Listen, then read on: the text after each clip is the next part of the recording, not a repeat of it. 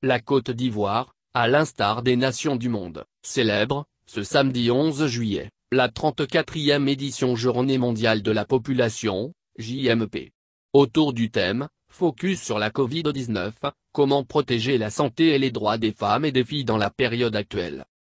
À cette occasion, le ministre du Plan et du Développement, Nialé Kaba, a livré le vendredi 10 juillet, à son cabinet au 16e étage de l'immeuble Siam, au Plateau, le message du gouvernement. Ce thème interpelle les gouvernements et décideurs du monde sur la nécessité d'intensifier les efforts pour préserver les droits des populations les plus vulnérables, notamment ceux des femmes et des filles, en cette période où le monde entier est durement touché par la pandémie de coronavirus, a-t-elle déclaré.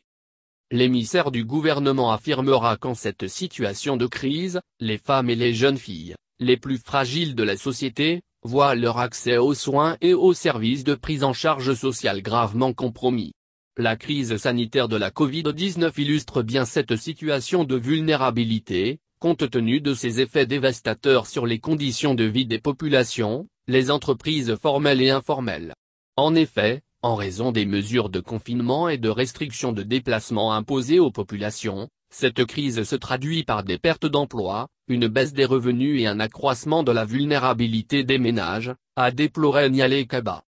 Conscient des effets néfastes liés à la pandémie de Covid-19, le gouvernement, selon Nialé Kaba, sous l'égide du président de la République, Alassane Ouattara, ne ménage aucun effort pour sensibiliser les populations et renforcer la résilience des ménages et des communautés à travers un soutien financier aux entreprises et aux entrepreneurs.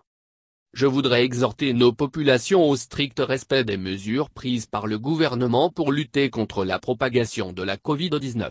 J'encourage également nos partenaires techniques et financiers, mais aussi les acteurs du secteur privé national à poursuivre leurs appuis multiformes en vue d'un redressement rapide de notre économie et d'une amélioration sensible de l'accès à des services de qualité, dans la perspective de la réduction des décès maternels, des besoins non satisfaits et des violences sexistes, a laissé entendre Nialé Kaba.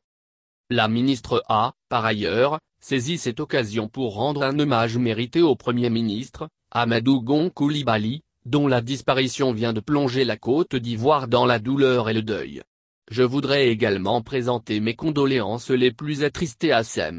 Alassane Ouattara, président de la République, aux membres du gouvernement, à la famille biologique du défunt ainsi qu'à tous les Ivoiriens, a-t-elle dit.